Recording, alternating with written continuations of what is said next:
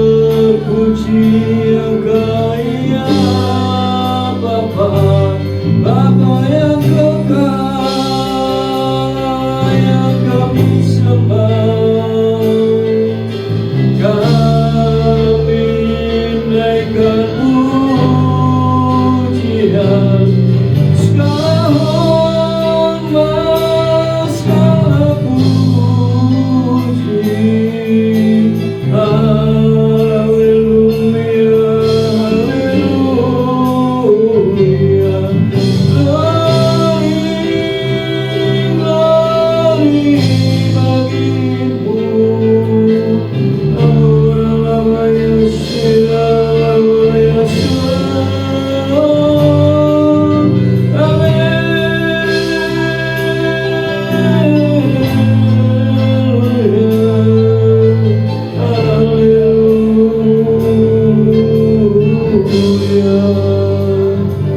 Kami tinggikan, kami muliakan, ya Engkau Bapa kami.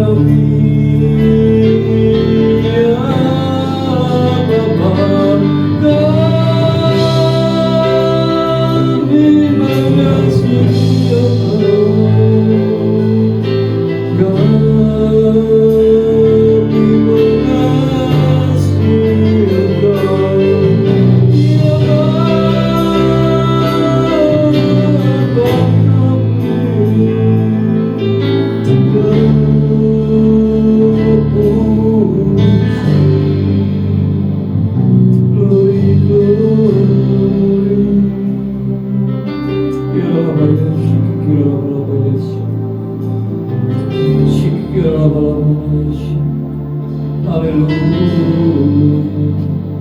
Bapak, kami mengucap syukur, kami berterima kasih Kau mengumpulkan kami semuanya saat ini.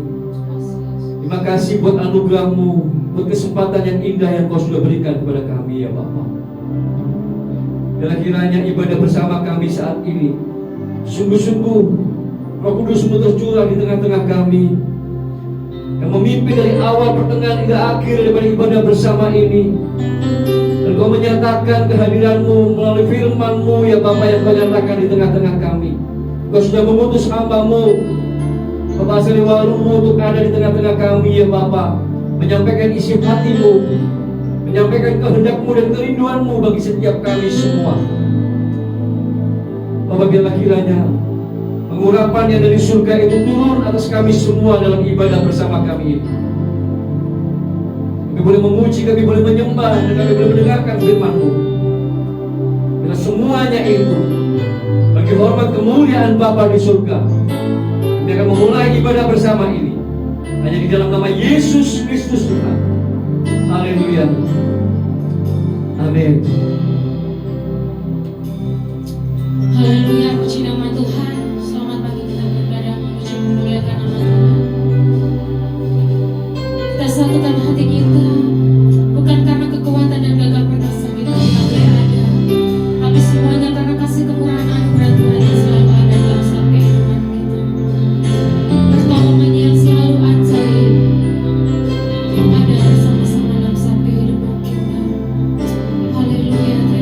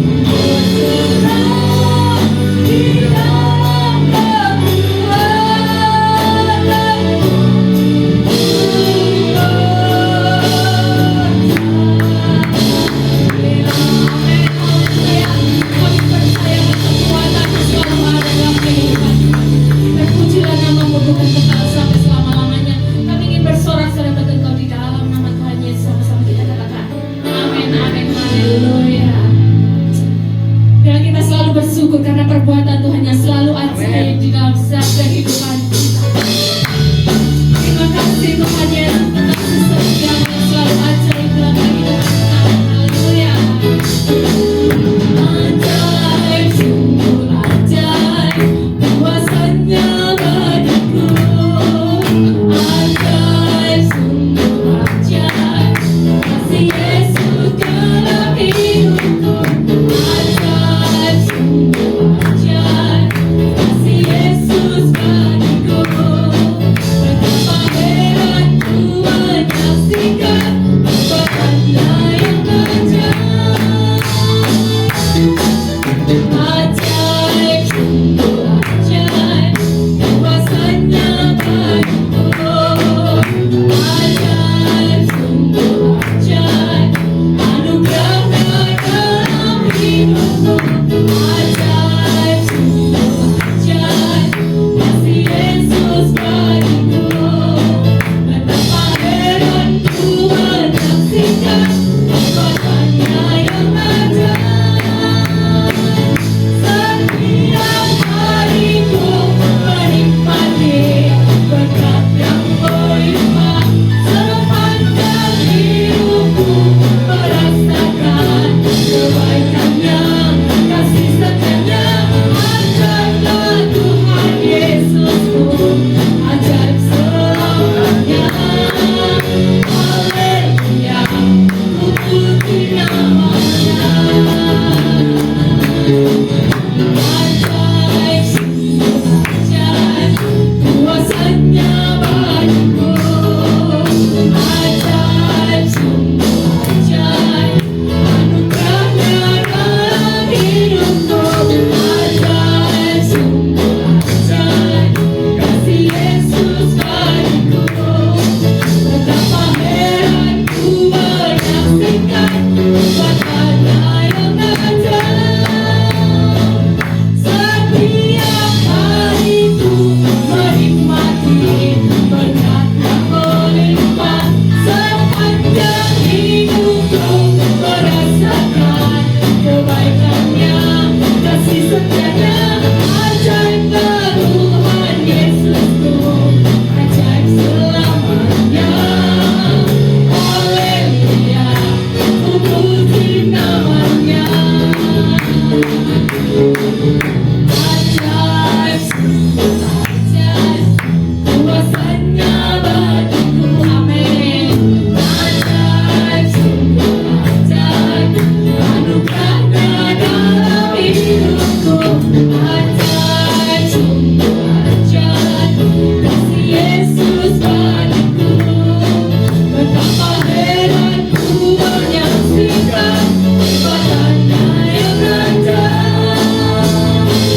Setiap hariku menikmati, haleluya, sepanjang hidupku merasakan kebaikannya, kasih setianya. Ajaiblah Tuhan Yesusku, ajaib selamanya. Haleluya, ku puji namanya. Ajaib, sungguh ajaib, kuasanya bagiku. Ajaib, sungguh ajaib, anugerahnya dalam hidupku. Ajaib, sungguh ajaib, kasih Yesus bagiku. Betapa heran ku menyaksikan perbuatannya yang ajaib. Betapa heran ku menyaksikan, betapa heran ku menyaksikan, betapa heran ku menyaksikan perbuatannya yang ajaib. Haleluya. Hanya perbuatan Tuhan yang selalu ajaib, tepat pada waktunya dalam setiap kehidupan kita. Terima kasih Tuhan, bila kita bersama-sama berterbang bersama dengan kuasa Tuhan. Hanya firman-Mu Tuhan, hanya firman-Mu pelita di dalam setiap kehidupan kami. Haleluya.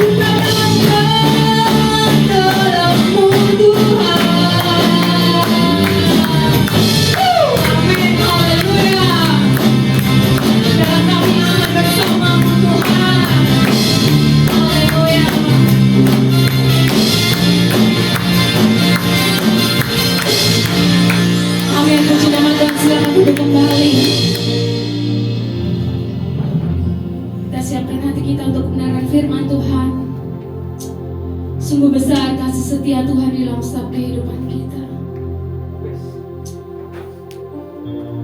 Terima kasih Tuhan Yesus, terima kasih. Kuatkan setiap kami melalui firman-Mu.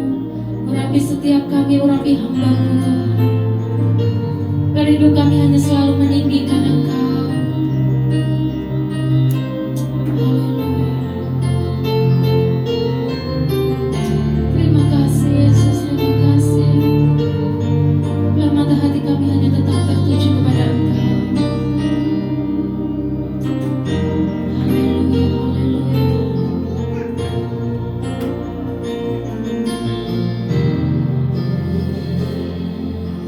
Sungguh besar setia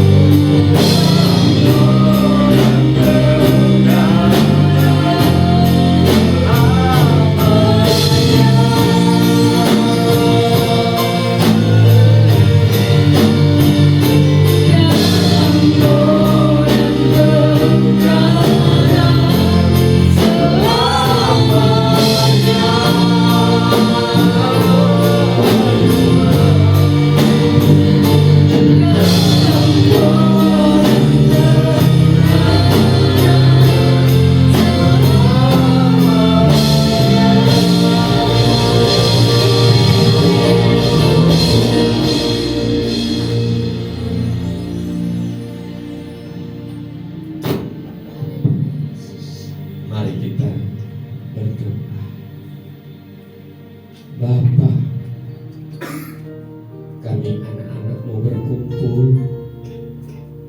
pada siang hari ini tidak lain dan tidak bukan kami mau mengerti kehendak-Mu. Kami mau belajar kehendak-Mu. Beri kami kekuatan, pemahaman yang benar, dan supaya kami lakukan dalam kehidupan sehari-hari. Berfirman ya Bapa, kami mau mendengar. Biarlah hidup kami hanya bagi kemuliaan-Mu. Dalam nama Tuhan Yesus kami berdoa. Amin. Silakan duduk. Salam Bapak Ibu. Suaranya kurang banyak. Salam Bapak Ibu. Haleluya. Ini salah satu bukti kita memakai mulut kita untuk memuji Tuhan. Kalau ada mulut tidak dipakai, ya lama-lama mulutnya juga tidak harum, tetapi tidak enak aromanya. Pada kali ini kita membahas judul mulut dan telinga yang harum. Kalau sepintas, gimana sih? Kok ada mulut yang harum? Biasanya bau. Bagaimana sih telinga ada harum? Biasanya nggak ada bau atau bau-bau sedikit. Tetapi yang dimaksud di sini bahwa mulut,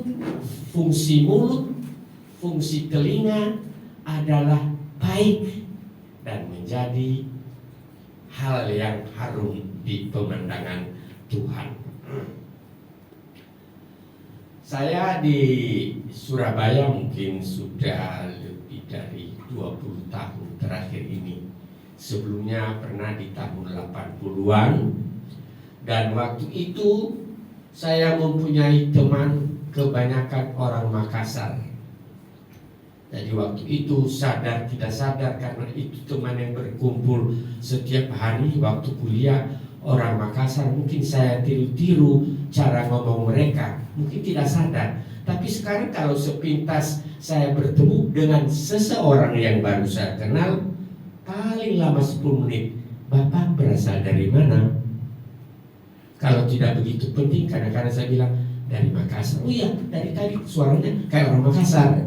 Tapi kalau ada hal yang penting, mungkin saya bilang saya berasal dari Medan. Oh iya, dari Medan katanya. Wah, ini komentar-komentar kadang-kadang tidak jelas. Kalau kita bilang Makassar, iya katanya dari Medan, iya. Tapi saya orang Surabaya.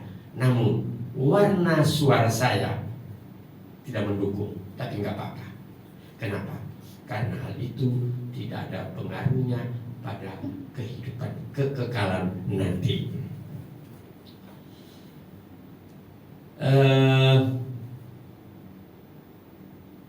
Ada satu ayat dalam Kisah Rasul pasal 7:49a. Pasal 7:49a. Bunyinya begini. Langit adalah tahtaku dan bumi adalah tumpuan kakiku. Sampai di situ. Apa hubungannya dengan mulut dan telinga ya? Kok langit tahtaku, bumi adalah tumpuan kakiku? Kita menarik sesuatu itu luas supaya bisa diterjemahkan dengan lebih lugas, lebih mengena. Bumi tumpuan kaki Tuhan, bukan tumpuan kaki Tuhan di Amerika, bukan tumpuan kaki Tuhan di Honolulu, bukan tumpuan kaki Tuhan di Makassar, tetapi tumpuan kaki Tuhan di bumi. Apa artinya? Bumi terlalu kecil, tempat kaki Tuhan saja. Menurut kita bahkan sampai kita mati pasti belum kita mengelilingi bumi ini. Bagi kita besar sekali. Bagi Tuhan itu tumpuan kakinya. Kecil. Apa artinya? Bahwa kalau dikatakan Tuhan Maha Hadir, ya iya, kakinya ada di mana-mana. Dunia terlalu kecil bagi Tuhan. Tumpuan kakinya, pasti di sekitar tumpuan kaki ada lagi yang lain. Jadi kalau hanya tumpuan kakinya, wah, berarti kita nggak bisa bersembunyi dong. Kita mau di bawah kolong tempat tidur, malah bumi ya. Mau kemana-mana, kita nggak bisa sembunyi. Hati kita tidak tersembunyi. Perkataan kita nggak bisa disembunyikan. Mungkin kalau sama manusia kita berbisik-bisik karena ada rahasia. Bilang, Tuhan, kamu rodok belum dewasa ya, kamu pikir aku nggak dengar? Aku dengar semua, kamu bisik-bisik, aku dengar. Jadi itu menunjukkan bahwa Tuhan hadir di mana-mana dan tidak bisa kita bersembunyi. Hadirat Tuhan bukan hanya kepada Bapak Pendeta, evangelis, kepada anak yang ada di kolong jembatan, kepada orang-orang yang hidupnya di persawahan. Di sana akan kaki Tuhan. Itu juga mengandung arti bahwa kalau ada kaki Tuhan, dia ada di sana. Bisa kita temukan setiap saat. Tuhan tidak jauh, dekat sekali, ada di dalam hati kita. Nah, Bapak dan Ibu, kita tingkatkan lagi. Kita kadang-kadang mengatakan bahwa aku percaya Tuhan bersama saya. Semua yang berkumpul di sini, begini banyak orang yang berkumpul, kita akan mengatakan, aku percaya Tuhan ada bersama saya. Tetapi dalam tindakan, begitu kita berbicara, begitu kita mendengar sesuatu, kita melupakan bahwa ada Tuhan. Ada Tuhan di situ. Yang kita bicarakan titik koma intonasi. Kapan kita batuk kasarnya, Tuhan tahu. Jadi semua. Oleh karena itu, tidak boleh kita mempergunakan mulut dengan sembarangan. Tidak bisa kita mempergunakan telinga dengan sembarangan. Apa artinya? Bahwa mulut berdasarkan berkomentar, berbicara berdasarkan apa yang dipikirkan, apa yang dirasakan, apa yang masuk di telinganya, diolah secepat mungkin, lalu keluar pembicaraan, keluar komentar, entah itu baik atau tidak baik. Nah, bayangkan kita mengaku, kita percaya bahwa kita adalah warga kerajaan surga yang merantau di bumi. Kalau kita berbicara sembarangan, tidak etis, berbicara kotor, apalagi kadang-kadang berbicara porno, bukan ada di sini ya, di negara lain ada. Nah, pikir Tuhan, kamu ini ngomong apa? Kamu orang surga atau tidak? Enggak senang Tuhan. Makanya tidak tertutup kemungkinan. Ini tafsiran saya. Waktu Tuhan Yesus bersama murid-muridnya di atas perahu di Danau Galilea, Tuhan tidur. Kenapa? Yang dibicarakan muridnya, waktu kita mancing hari itu, ikannya besar-besar. Tidak pernah ada orang yang seperti itu. Mereka bicara, oh, tapi kamu hari itu gak dapat ikan ya? Mereka bercerita, waktu mereka menghadapi badai, oh gampang, caranya begini-begini, ikuti arah angin dan kemudinya diputar kiri, putar kanan. Pikir Tuhan Yesus, kamu ini kayak hebat saja, wes. Tuhan Yesus tidur. Kalau Tuhan Yesus tidur dalam hidup kita karena omongan yang tidak sejalan dengan pikiran Tuhan, tidur. Kalau dia tidur, maka terjadilah badai dan topan. Terjadilah gunung meletus dalam hidup kita. Terjadilah banjir bandang dalam kehidupan kita. Apa akibatnya? Bisa mematikan. Nah, oleh karena itu nggak boleh lalai. Karena Yesus ada di situ dibangunkan. Saya berpikir bahwa tidak dibilang Tuhan kita binasa Tuhan. Enggak. Mungkin berkali-kali Tuhan enggak dengar. Digoyang kakinya. Tuhan ini loh badai Tuhan. Mungkin juga enggak didengar. Lama-lama dikasih kuat. Tuhan kita binasa. Pikir baru tahu rasa kamu. Nah, oleh karena itu kita berbicara, mempergunakan telinga untuk menangkap apapun informasinya harus selektif. Tidak boleh bicara sembarangan. Tidak boleh katakan mungkin menghina orang, memarahi nggak karu-karuan. Tidak boleh. Kenapa? Karena itu tidak menunjukkan sikap hubungan dan sikap yang harmonis dengan Tuhan yang ada di dalam kita. Kalau kita bicara sembarangan, nanti tidur Tuhan. Kalau lama-lama kita bangun, katanya terserah kamu, tak pergi aja jalan di atas laut, kamu dewi. Nah, oleh karena itu jangan pernah Tuhan merasa diasingkan. Kita merasa hebat sendiri, nanti Tuhan pergi. Memang waktu dia jalan di atas laut, dia dari gunung. Waktu dia habis berdoa, terjadi badai, itu dalam peristiwa yang berbeda. Tuhan Yesus berjalan di atas air. Tidak mungkin semua peristiwa harus dilakukan. Misalnya mereka waktu dibangunkan nggak bangun-bangun, aku jalan lagi di atas air. Memangnya Tuhan Yesus nggak ada kerjaan. Tuhan Yesus memberi satu contoh teladan harus bisa kita tangkap. Pikiran, perasaan kita harus sama seperti yang ada di dalam Tuhan Yesus.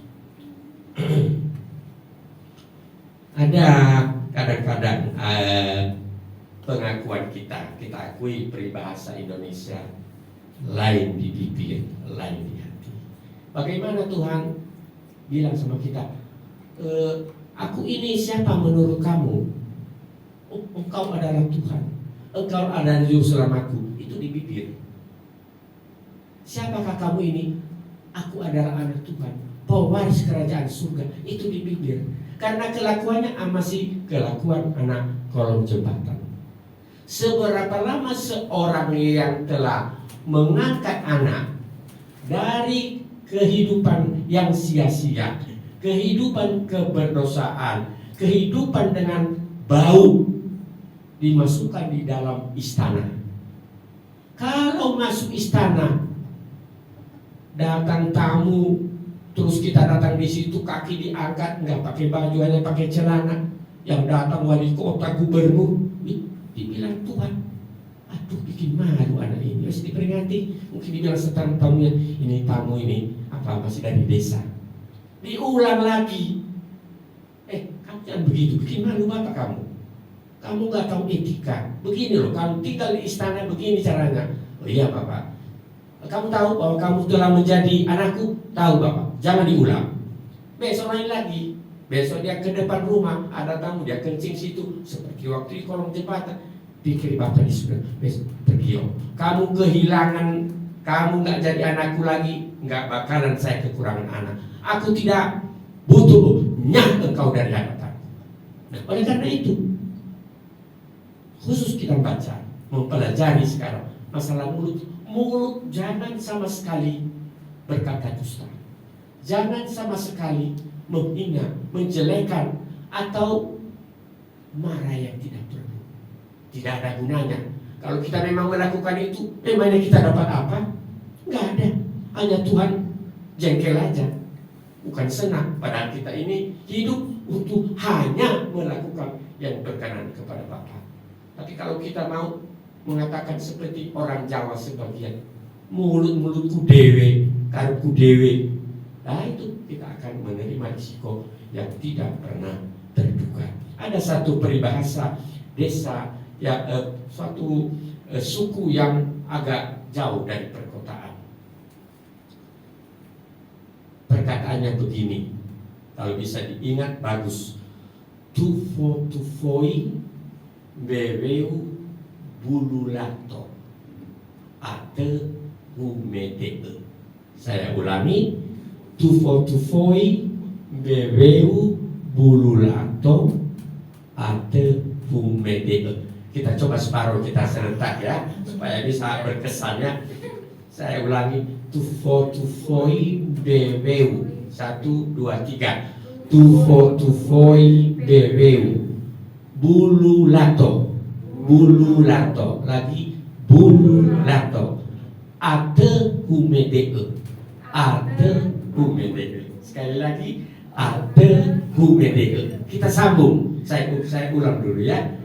Tufoi bebeu bululato ate humede. 3, 2, 1. Tufoi bebeu bululato ate humede. Kelihatan sudah bisa di bibir, belum bisa di hati.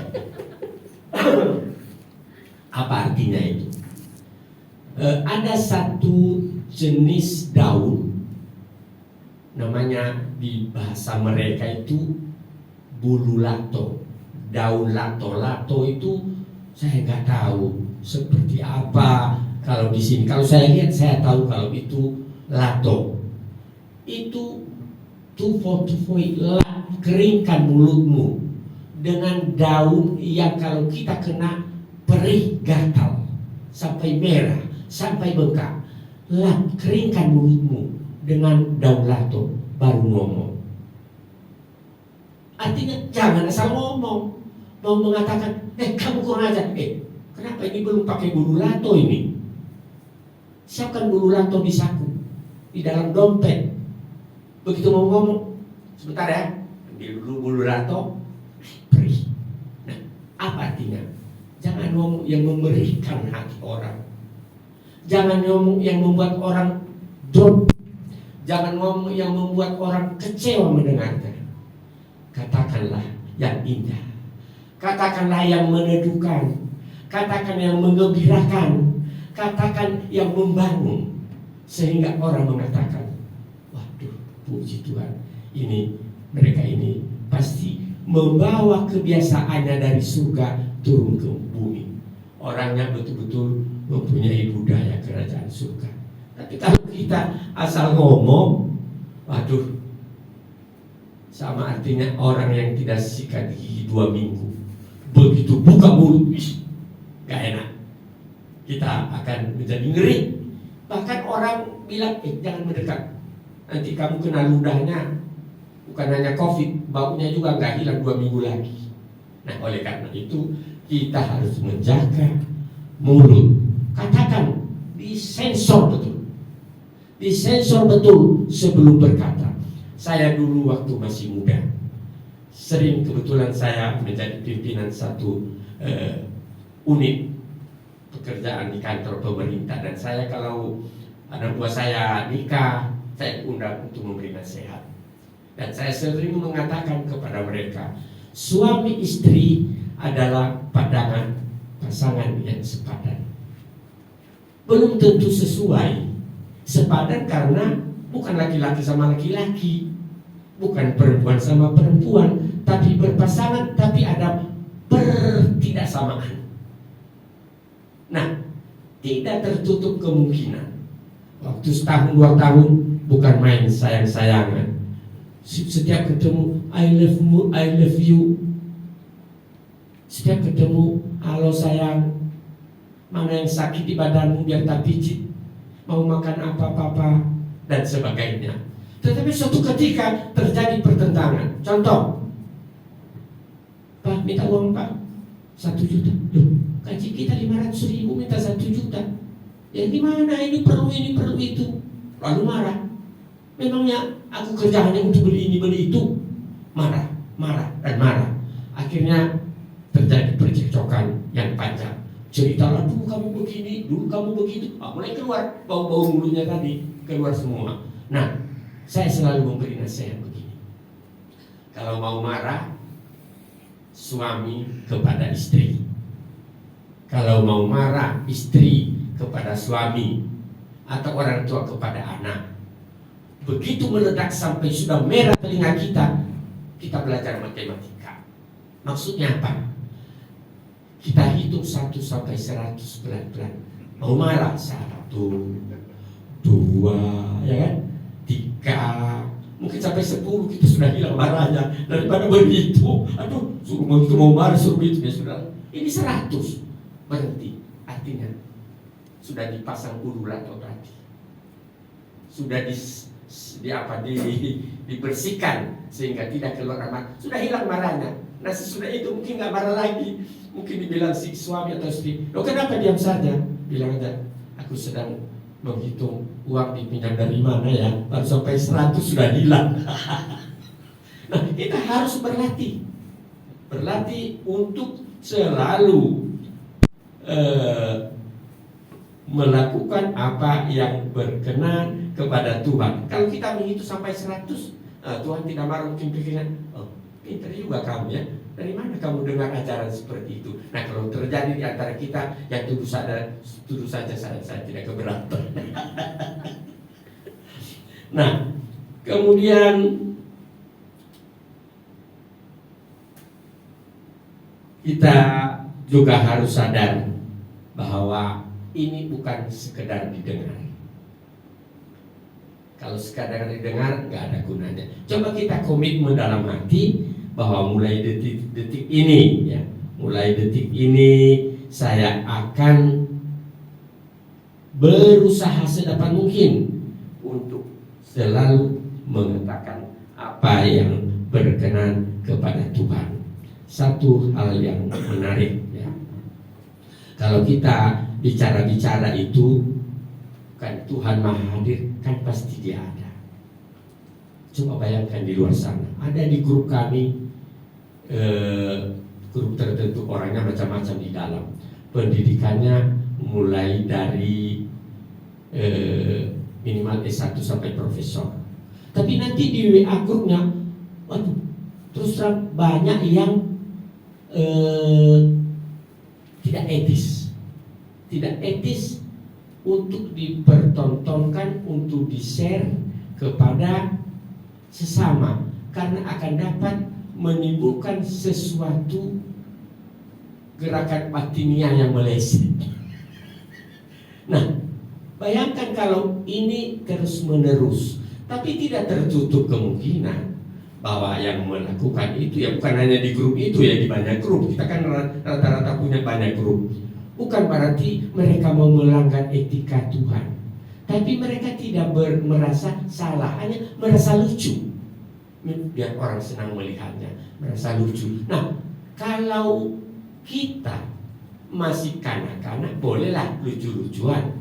Tapi kalau sudah dewasa, ya tentu bukan waktunya lagi untuk lucu-lucuan, tetapi memberi pelajaran, pengajaran, teladan kepada isi rumah tangga kita, kepada teman-teman sepergaulan kita.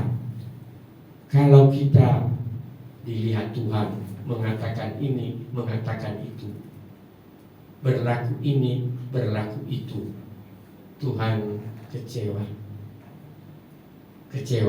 Tuhan pasti mengatakan, aku nggak mau mati sekali lagi ya, aku sudah mati 1 kali, cukuplah itu. Tidak mungkin anak putra yang maha tinggi datang ke dunia mati gara-gara kita. Jangan dianggap memang benar untuk seisi dunia, jangan dipandang seisi dunia. Demi aku. Sehingga kalau kita merasa demi aku, kita nggak main-main. Kalau bilang demi isi dunia Allah, bukan hanya aku kok, orang lain juga. Tapi kalau kita menganggap Tuhan rela mati demi aku sendiri, kita akan memberi penghargaan yang super kepada korban Tuhan Yesus.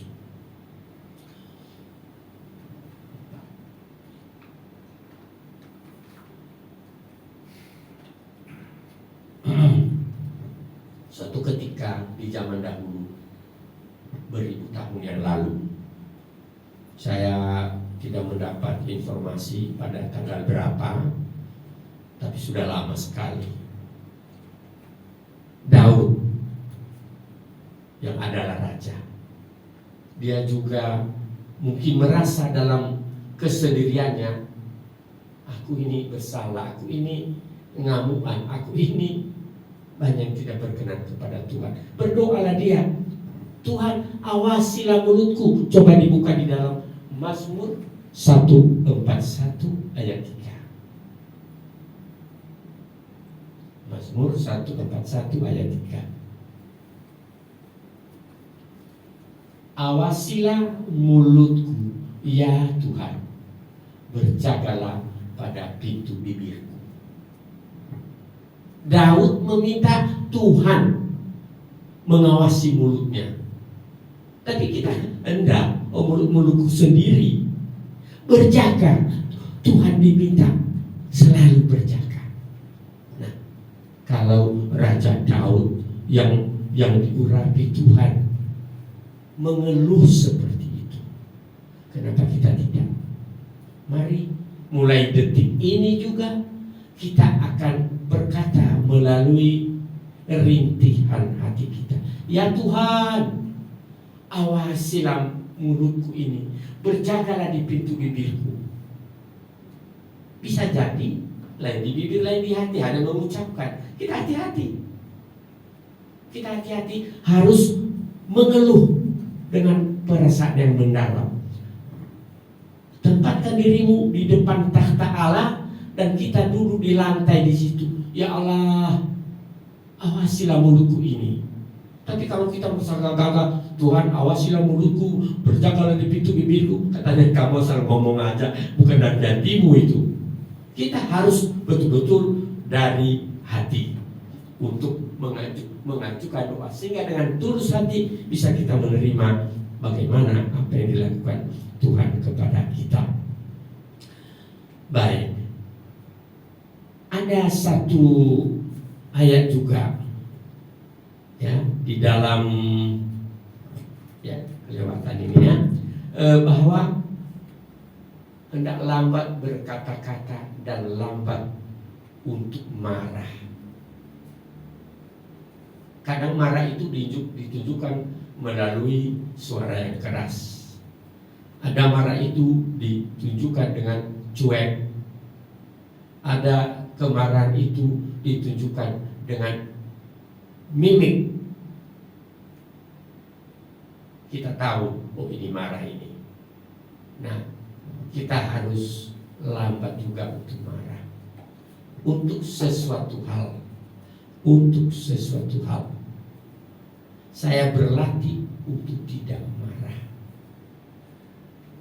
Kadang baru marah cukup lama, mungkin bertahun. Tahan saja. Kecuali kalau meluap karena tidak ngerti-ngerti juga, marah. Tetapi marah itu harus disertai dengan alasan, dengan tujuan yang baik, bukan menunjukkan rasa tidak senang dengan keadaan yang kita hadapi, dengan perbuatan orang yang kita hadapi. Tetapi mungkin pertama dengan bahasa yang indah, tidak terasa marah, tapi mungkin dia tidak tangkap. Kalau berulang-ulang, ya apa boleh buat? Kita harus marah karena dengan bahasa yang manis tidak terasa. Nah, mungkin kita perlu marah. Jadi hati-hati, tidak marah begitu saja. Kita marah dengan indah didengar, pada akhirnya dianggap sebagai pelajaran, bermakna positif dan dapat menghibur. Lambat berkata-kata itu tidak berarti sama dengan anak kecil. Misalnya, mama, papa, lalu kita kumpul sama orang, kita bercerita, kita harus rajin baca firman Tuhan. Orang malas mendengar. Kalau sama anak-anak, Pak, iya. Nah, lambatnya itu penuh dengan selektif, penuh dengan sudah lewat dari saringan bulu lato tadi, sehingga semua yang mendengar merasa ikut berbahagia.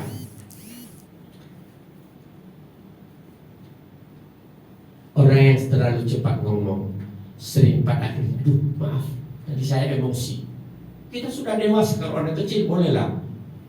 Kalau sudah dewasa, kalau bisa tidak pernah ada kata maaf karena emosi. Tidak, itu anak kecil. Kita sudah dewasa, Karena kerajaan surga masa berbuat salah selalu, ngomongnya emosian. Oh, di sana kita memuji Tuhan, moro-moro turun ke dunia, asal ngomong saja. Tidak ada itu, harus sedapat-dapatnya. Tentu tidak bisa sekaligus, bertahap, berproses, dan itu menunjukkan kedewasaan. Kita anggap saja bahwa kedewasaan rohani kita, kedewasaan bicara kita seperti bertambahnya umur kita. Nggak pernah baru selesai kita menutup mata.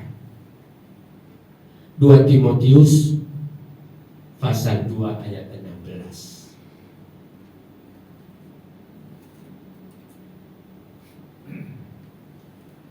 Dua Timotius pasal 2 ayat 16.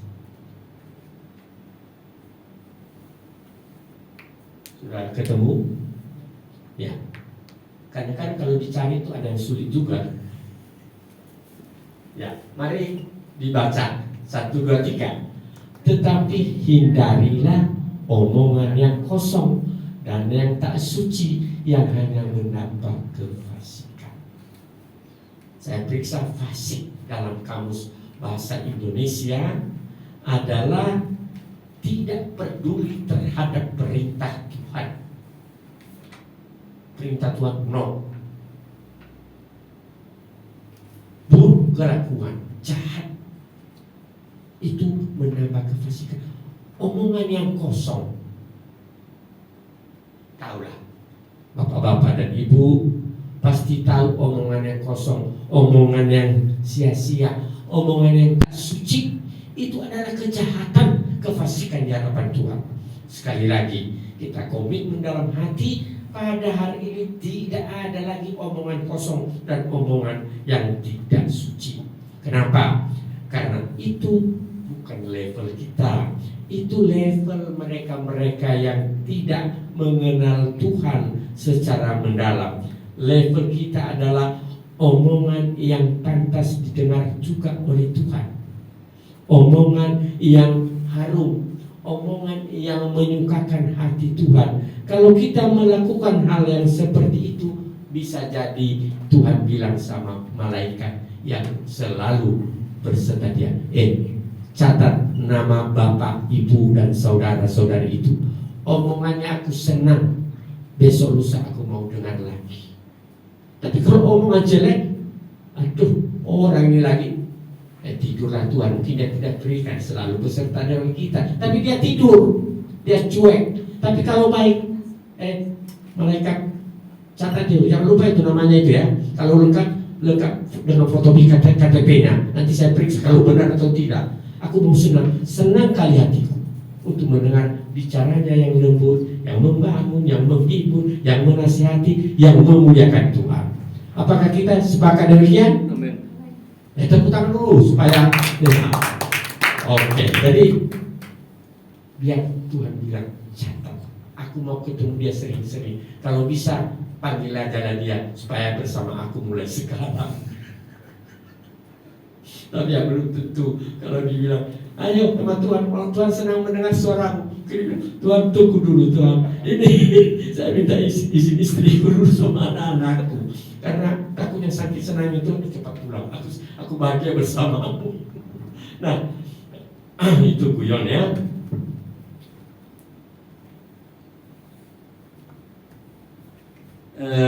Tadi saya ulangi lagi bahwa setiap saat kita harus siuman. Siuman itu artinya sadar dari ketidaksadaran.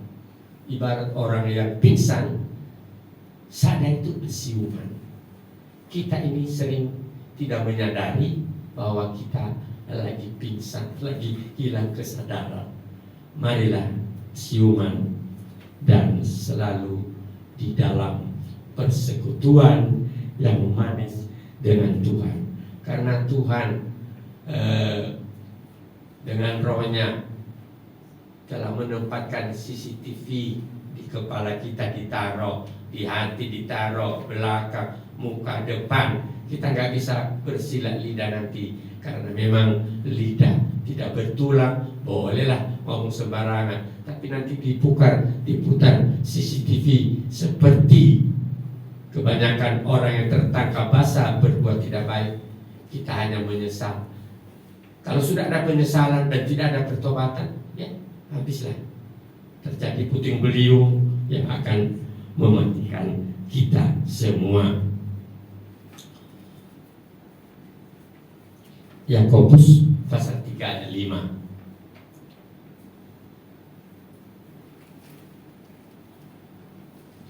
Yakobus pasal 3 ayat 5 berbunyi demikian.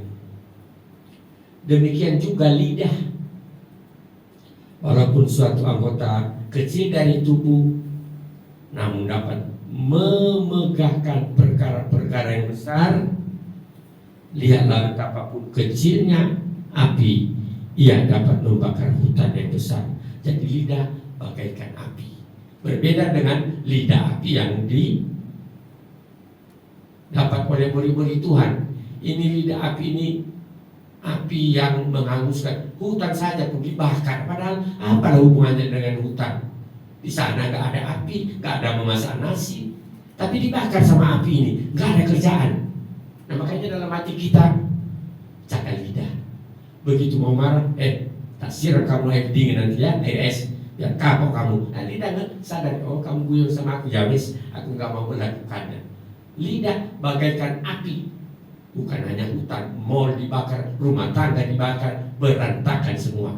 Lidah, pakailah hanya untuk memuliakan Tuhan. Pakailah untuk bersyukur, pakailah untuk bernyanyi, menyampaikan pujian, menyampaikan kesaksian hidup dan rasa kagum yang tak pernah terbayangkan, sampaikan kepada Tuhan. Itu harum baunya. Jadi kita harus selalu mulai sekarang jauhkan dari bau-bauan, tapi hiduplah di dalam tengah keharuman. Ini mulut juga perlu, bukan hanya dalam berkata-kata. Jangan banyak makan kolesterol, nanti sakit. Jangan minum yang bersifat alkohol, akan berbahaya pada hidup kita kelak. 1 Korintus 10:31. Saya baca langsung. Jika engkau makan atau minum, jika engkau melakukan segala sesuatu yang lain, lakukan semuanya itu untuk memuliakan Tuhan. Kalau banyak makan yang kolesterol, nah itu bukan memuliakan Tuhan. Karena kalau sakit nanti ke rumah sakit, habis waktunya untuk berobat, habis uangnya untuk berobat, bukan lagi untuk kemuliaan Tuhan. Hanya Tuhan tolong aku. Barusan habis saya ketemu seseorang yang berumur 72 tahun. Pak, masih ingat sama Tuhan? Ingat, sering berdoa. Iya. Apa doanya? Tuhan, aku percaya Engkau bisa menyembuhkan penyakitku dan seterusnya. Penyakit semua. Saya bilang, nah selama ini sudah pernah ketemu Tuhan, bicara-bicara, menyampaikan sesuatu. Tidak bisa ngomong, dia hanya melihat saya. Masa datang-datang, Tuhan sembuhkanlah kolesterolku ini. Pikir Tuhan, loh, kamu ini siapa? Enggak kenal. Bukan berarti tidak tahu. Tuhan tahu kita, tapi tidak berkenan. Pernah apa, entah ke gereja sekarang ini atau apa, enggak kuat saya. Loh, kalau ke rumah sakit naik sepeda motor kuat, kalau ke gereja enggak kuat. Tidak bisa ngomong dia. Nah, dia mempunyai hidup untuk kemauannya sendiri, bukan lagi untuk kemuliaan Tuhan. Loh, nanti kalau kita nggak dikenal Tuhan, kita masuk neraka. Terserah, aku berharap kasih sayang Tuhan. Loh, kasih sayang Tuhan sementara kita tidak membalas kasihnya, gimana? Ibarat makanan sudah disediakan di meja, ya dimakan, jangan dilihat-lihat toh. Kalau dilihat-lihat toh, nggak akan menjadi berkat kesehatan bagi kehidupan kita. Bagaimana dengan telinga? Nah ini, saya sudah banyak waktu, tapi karena saya tahu tidak ada yang keberatan dengan panjangnya ini, saya lanjut saja. Apa yang harus didengar? Katanya, hendaklah kamu cepat untuk mendengar dan lambat berkata-kata dan lambat marah. Apa yang harus didengar? Kebanyakan dari kita, tapi bukan kita yang di sini, kita yang lain lah, hobi mendengar gosip. Oh, ini CP, FS, oh, ada Brigadir C, oh, bisa diikuti berhari-hari, berbulan-bulan. Tapi kalau dibilang dengar firman Tuhan, ada video, duh mati aku nanti.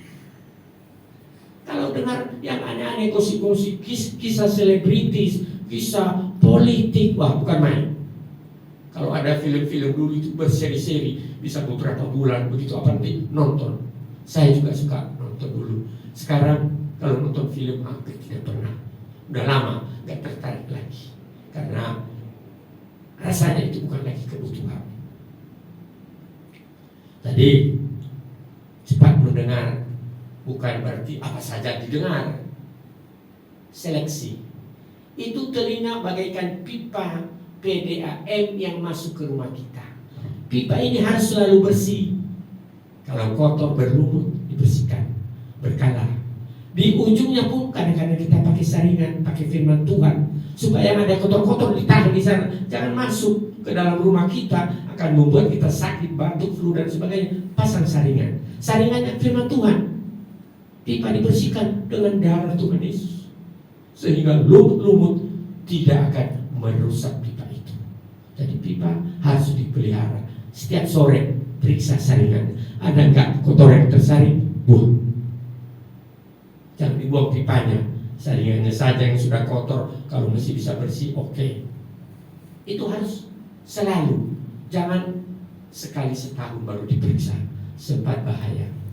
Sama dengan seorang yang sakit, dia sudah tahu sakit gula, begitu diperiksa, sesudah dia makan bebas, ternyata hari itu dan 3 bulan berturut-turut sebelumnya gulanya sangat tinggi. Kita harus selalu periksa.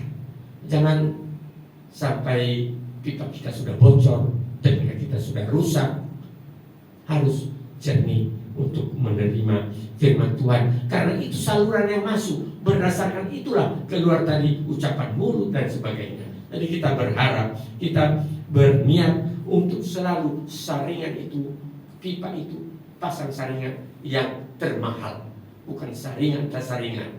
Misalnya saringan apa? Oh, menurut etika, menurut ilmu psikologi, nah itu masih kelas rendah. Firman Tuhan taruh di situ.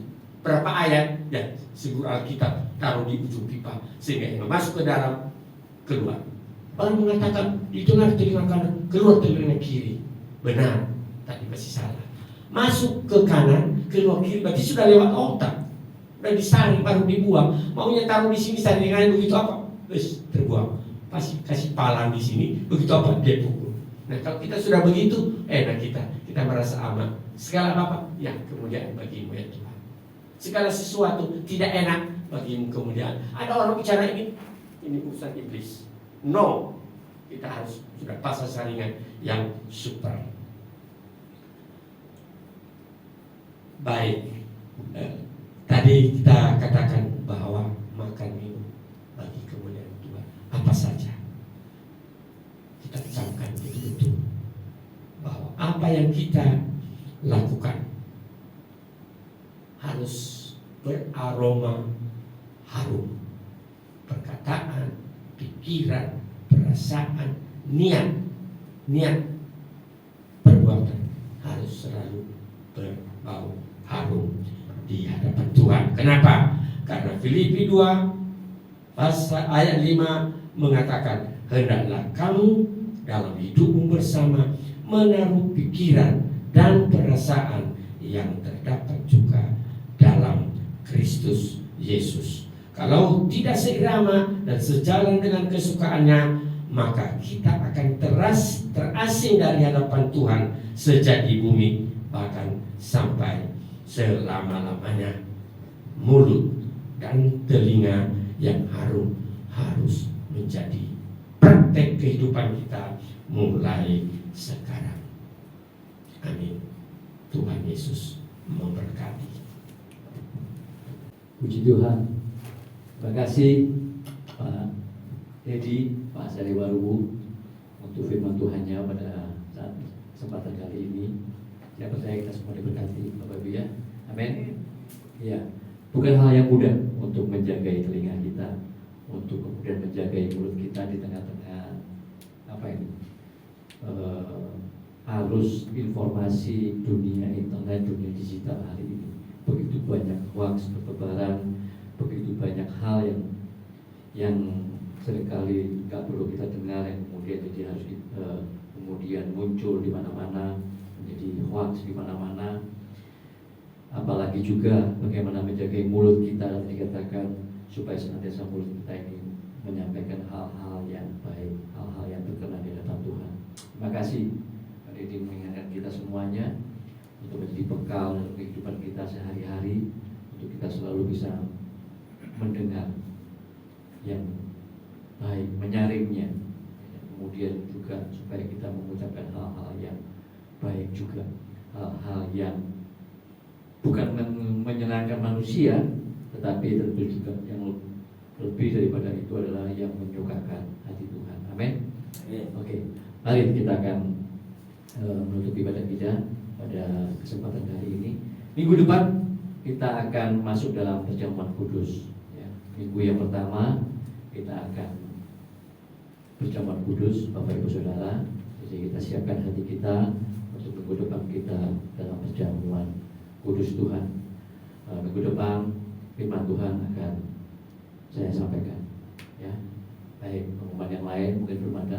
Dukung dan doakan terus Bapak Ibu Saudara untuk proses perpindahan tempat kita yang kalau Tuhan izinkan melalui semuanya ini bulan Desember nanti kita mungkin sudah berpindah tempat ya. Dukung dan terus berdoa supaya proses-proses yang terjadi sampai nanti bulan Desember pada waktunya memang Tuhan, pada waktunya Tuhan untuk kita pindah dari tempat ini di tempat yang baru, semuanya boleh terjadi sesuai dengan rencana dan kehendak Tuhan dan bagi hormat kemuliaan Tuhan ya Bapak Ibu. Itu ya, jadi mari saya minta Kak Ciri mungkin juga bisa, mari kita akan bersama-sama menutup ibadah kita. Mari kita nyanyikan lagu kita untuk menutup ibadah kita. Kami memuji kebesaran-Mu.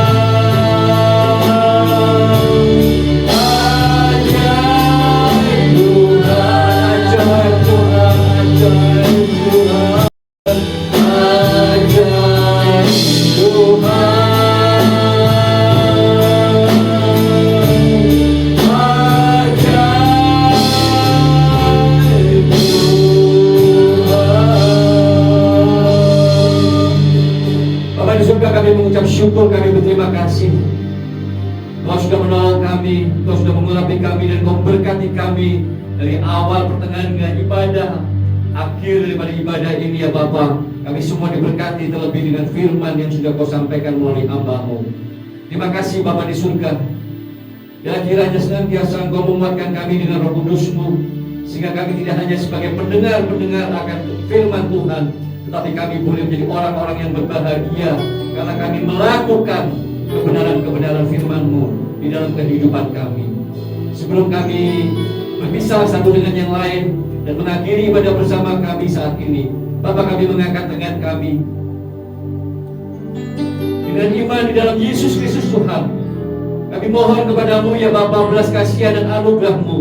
Kiranya Bapa di surga melimpahi kami semuanya dengan berkat-berkat yang terbaik turun dari surga atas kehidupan kami, atas keluarga kami dan pekerjaan kami. Dan biarlah kiranya sukacita, damai sejahtera yang dari surga itu terus senantiasa melingkupi kehidupan kami. Oleh karena cinta kasih Tuhan Yesus Kristus dan persekutuan Roh Kudus yang senantiasa menguatkan, menolong, meneguhkan, dan menuntun seluruh langkah-langkah hidup kami dari sejak siang hari ini. Maranatha Tuhan Yesus datang yang kedua kali, bahkan sampai selama-lamanya. Kami adalah orang-orang yang senantiasa mengalami damai sejahtera dan sukacita yang dari surga oleh karena Bapa yang begitu mengasihi kami. Terima kasih Bapa di surga. Kami mengucap syukur dan kami menerima berkat-berkat damai sejahtera dan sukacita-Mu ini hanya di dalam Yesus Kristus Tuhan. Semua kita yang sudah diberkati, kita katakan amin. Terus berkati Bapak